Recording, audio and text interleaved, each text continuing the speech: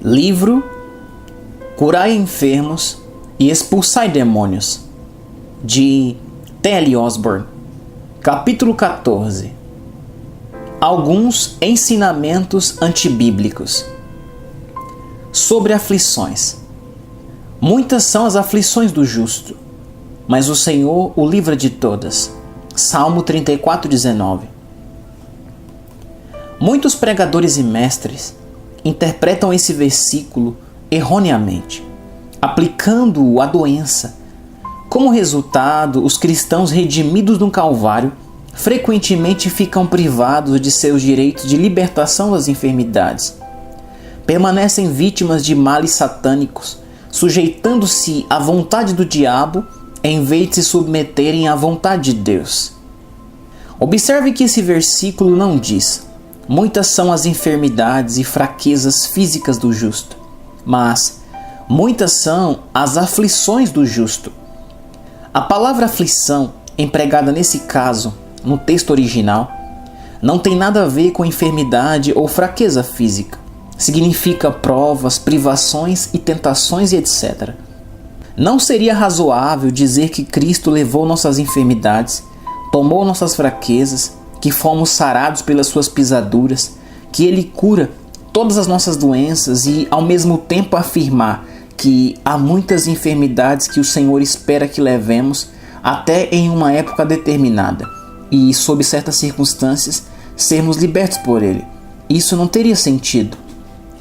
A mensagem de substituição é que Jesus levou nossos pecados e assim não precisamos mais carregá-los, pois somos salvos deles. É exatamente assim com as nossas enfermidades.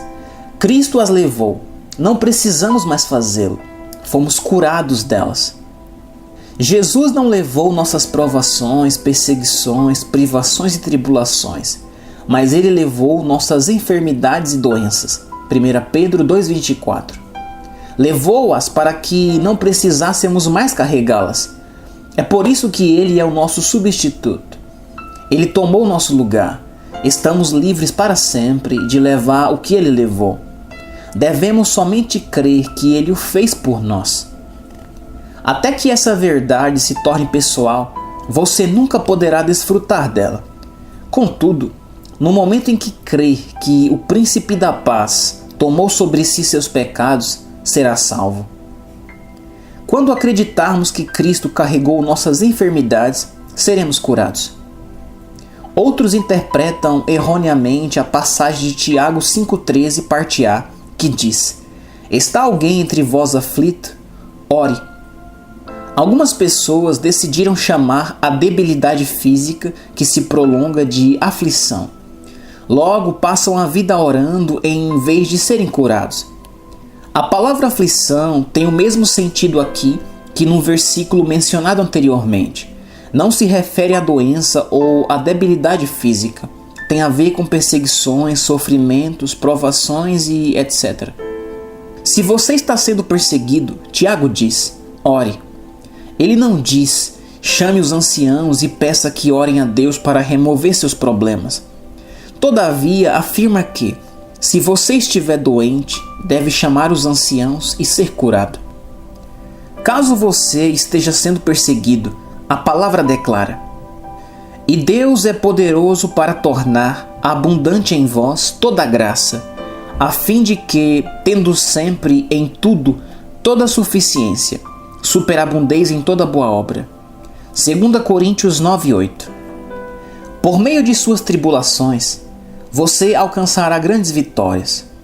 Então, novamente, como diz Tiago, ore. Não peça que os anciãos o façam em seu lugar. Um jovem chegou até nós para que orássemos por ele. Disse: por favor, orem por mim. Tenho um gênio mau e, além disso, sofro tentações com frequência. Muitos problemas aparecem em minha vida. Gostaria que vocês banissem tudo isso.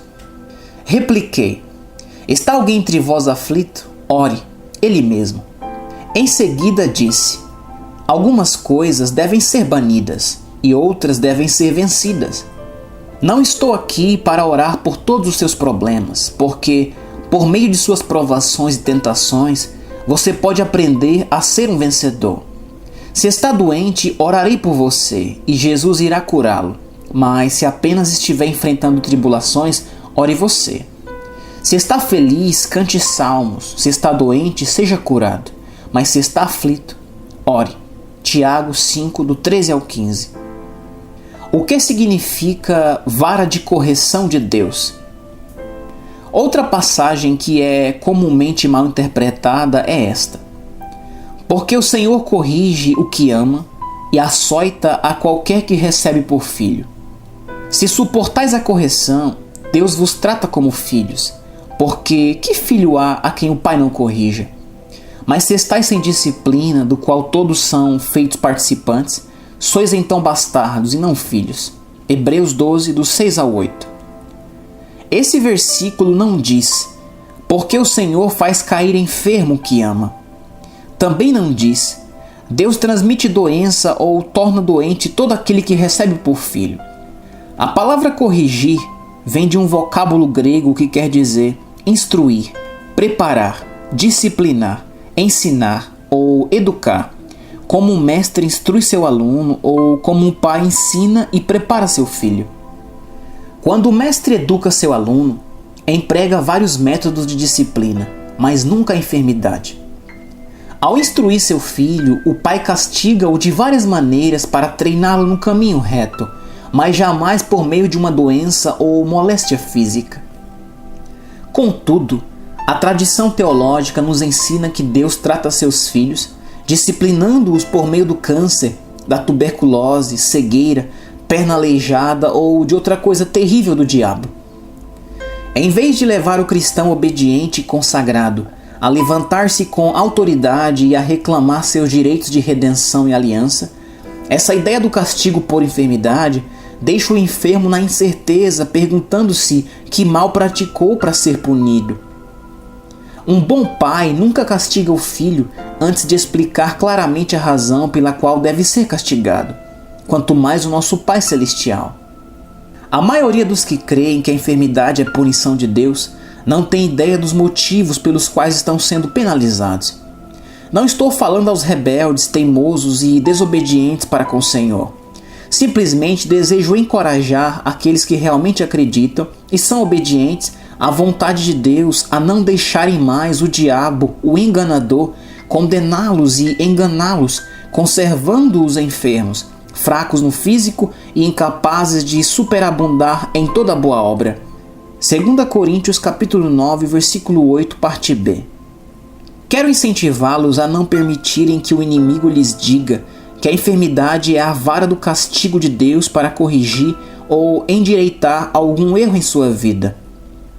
Satanás se deleita ao condenar-nos constantemente, trazendo-nos à memória todas as falhas que cometemos e sugerindo suas mentiras. Ora, veja, é por isso que você está doente, é por isso que não recebe a cura, seu pai está castigando com sua vara de enfermidade e não há esperança para você procurar a cura. Assim o diabo, seu adversário, consegue levá-lo a culpar a Deus, que é quem cura as enfermidades, pela doença que ele, Satanás, pôs sobre você. Ouvi um teólogo dizer que 90% dos cristãos estão enfermos porque o Senhor os fez ficar assim, usando a doença como uma vara de correção para exprimir seu amor por eles, moldando sua vida para se conformarem com sua perfeita vontade. Tinha a ousadia de afirmar que os cristãos que não sofrem de vez em quando a correção com a vara da enfermidade na mão de Deus são bastardos e não filhos. Se esse pregador fosse coerente, exortaria seus ouvintes a nunca recorrerem a tratamento médico quando doentes e a jamais pedirem a outros oração pela própria cura, porque se fizessem isso, estorvaria a obra de seu Pai amoroso que, conforme ensina esse pregador, procura abençoá-los por meio de enfermidade ou castigo. Os ensinamentos dessas doutrinas raramente são consistentes no que se refere a esse assunto. Dizem aos enfermos que devem se submeter humilde e pacientemente à doença punitiva de Deus. No momento seguinte, entretanto, são capazes de orientá-los a lutar contra a enfermidade, a entregarem-se nas mãos do médico que achem mais bem qualificado para evitar o castigo do Pai. Isso, na verdade, seria rebelião, não submissão. Aquele que entende a enfermidade ou a fraqueza como punição do Senhor por determinado erro que tenha cometido, não deveria tentar o Altíssimo nem por meio da medicina, nem por meio da oração para buscar alívio de sua enfermidade. Deveria tentar esforçar-se para se lembrar do erro que praticou. Se conseguisse, precisaria concentrar-se para corrigi-lo. Depois de repará-lo, deveria deixar que seu Pai Celestial, não o médico, removesse sua doença punitiva ou enfermidade. Se essa ideia de punição com a enfermidade fosse correta, para sermos consistentes e agirmos com razão, deveríamos recorrer à cura divina em vez de ao tratamento médico. O amoroso Pai Celestial, de quem dizem usar a enfermidade como vara de punição, certamente a retiraria uma vez cumprido seu propósito. O que dizer a respeito do sofrimento? Outro versículo frequentemente mal interpretado é o de 1 Pedro 5,10. E o Deus de toda graça, que em Cristo Jesus vos chamou à sua eterna glória, depois de haverdes padecido um pouco, Ele mesmo vos aperfeiçoará, confirmará, fortificará e fortalecerá. Note com atenção que Ele não diz: depois de haverdes estado enfermos e sofrido doenças um pouco, Deus vos aperfeiçoará e confirmará.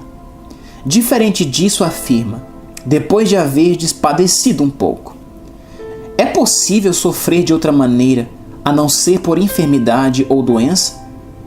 Na segunda epístola de Paulo à igreja de Corinto, ele enumerou suas privações, injúrias, necessidades, afrontas, perseguições, angústias, seus açoites, suas prisões, seus tumultos, trabalhos, suas vigílias, seus jejuns e sua desonra.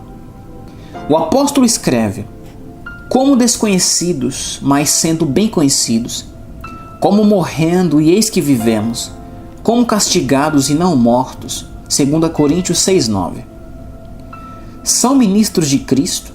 Falo como fora de mim. Eu ainda mais. Em trabalhos, muito mais. Em açoites, mais do que eles. Em prisões, muito mais. Em perigo de morte, muitas vezes. Recebi dos judeus 5 quarentenas de açoites, menos um. 3 vezes fui açoitado com varas. Uma vez fui apedrejado. 3 vezes sofri naufrágio. Uma noite e um dia passei no abismo.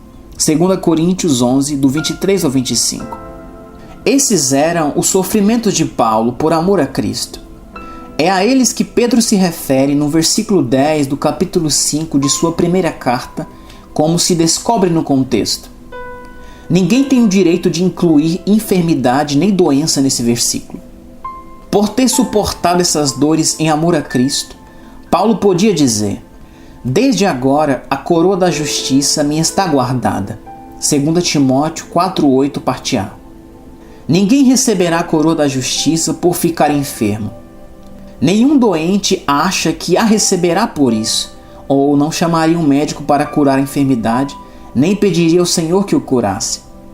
Disse dos apóstolos que depois de açoitados por pregarem o Evangelho e curarem o enfermo em nome de Jesus, retiraram-se e, regozijando-se de terem sido julgados dignos de padecer afronta pelo nome de Jesus. Atos 5,41. Se alguém crê que está sofrendo por seu Deus, não deve tentar aliviar sua dor, mas sim suportá-la com gratidão e até mesmo regozijar-se por ela. O ministério do sofrimento.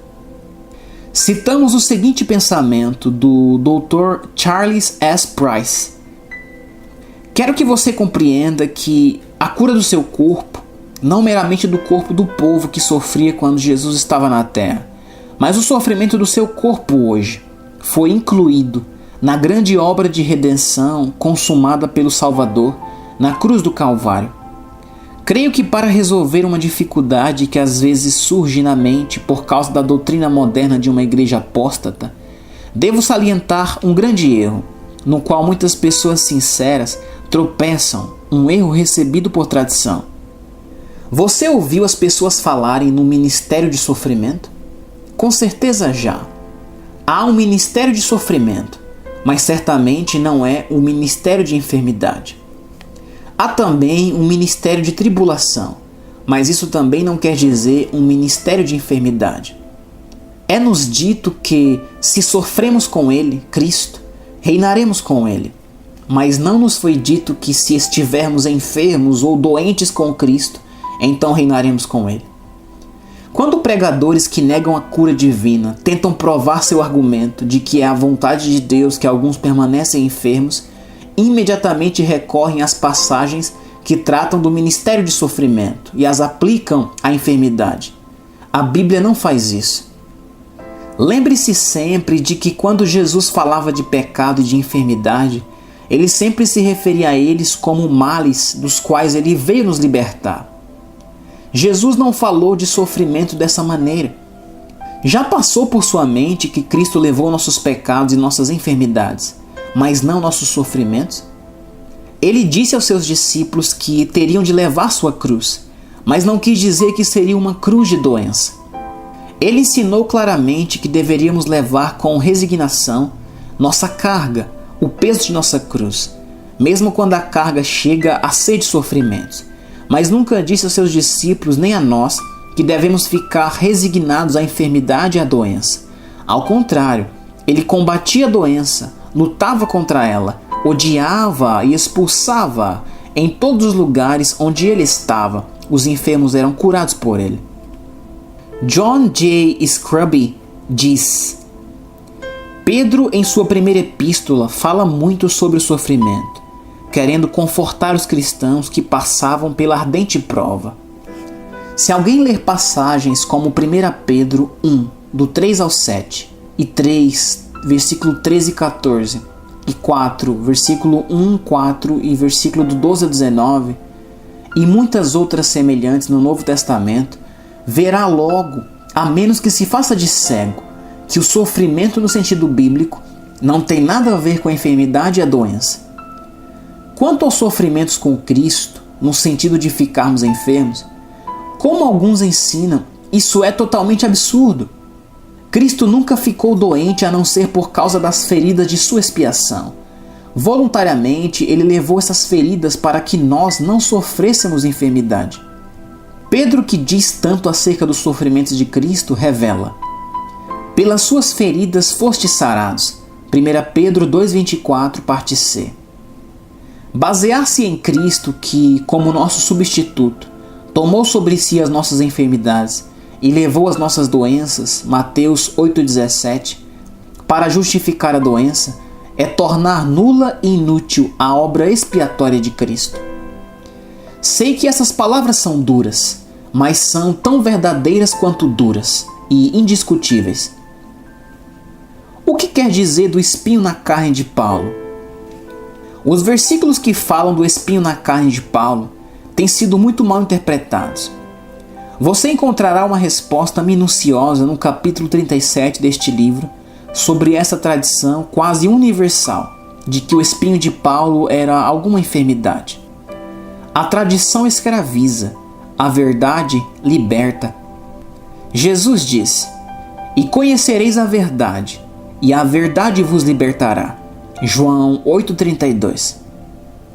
Todas essas doutrinas antibíblicas e muitas outras tendem a prender as vítimas na escravidão da enfermidade e da doença. É quando pregamos a verdade e informamos o povo de nossa libertação de todo pecado e de toda a enfermidade adquirida no Calvário que a vontade de Deus quanto à cura dos enfermos é revelada, e o doente tem a oportunidade de pôr sua fé em ação para ser sarado. O povo conhece a verdade de que Deus quer curar todos os enfermos, assim como deseja salvar todos os pecadores. Os tradicionalistas dizem: sejam fiéis quando enfermos, sejam pacientes, permaneçam esperando em Deus e Ele os curará quando julgar conveniente. No entanto, de acordo com a Bíblia, você não está esperando que Deus o cure. É Ele que está aguardando que você seja sarado. O Senhor o teria salvado muito antes, se você lhe tivesse concedido a oportunidade. Mas Ele teve de esperar até você se arrepender e crer em seu Filho como seu Salvador. O Altíssimo poderia curá-lo agora, Na verdade, ele o teria feito há muito tempo, se tivesse recebido a sua permissão.